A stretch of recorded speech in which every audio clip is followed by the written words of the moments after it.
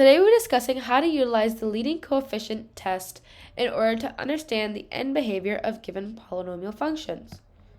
The graph of a polynomial function is continuous with smooth curves. Here are some functions. Can you tell me which ones are polynomial functions and which ones aren't? The ones that aren't crossed out are polynomial functions because they're smooth and continuous, meaning that they don't break, and they have smooth curves. Now let's use the leading coefficient test to give us important information about a polynomial function, including their end behavior.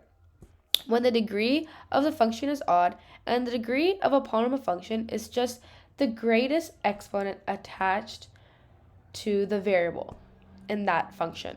And the leading coefficient is just the coefficient of the highest degree. And when it's odd, and when the leading coefficient is greater than 0, it will fall to the left and rise to the right. And when the leading coefficient is less than 0, it will rise to the left and fall to the right. But when the degree of f of x is even, and the leading coefficient is greater than 0, it will rise to both left and the right. And when the leading coefficient is less than 0, it will fall to both the left and the right.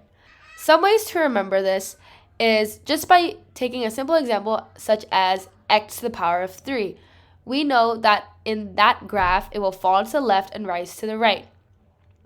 And you can use that example to keep your memorization in check because, x to the power of 3 is an odd degree and the leading coefficient is greater than 0. And you can also use the same ideology for x to the power of 2. That's a quadratic function and it's u-shaped, and when the leading coefficient is a negative, it's u, and when the leading coefficient is negative, it will flip and will be an upside down u. Now let's describe the behavior of the following functions.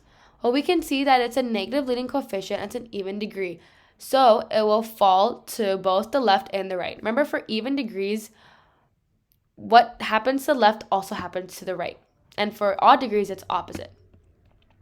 And when looking at this function, well, make sure to look at the leading coefficient attached to the highest degree, so 2x to the power of 5.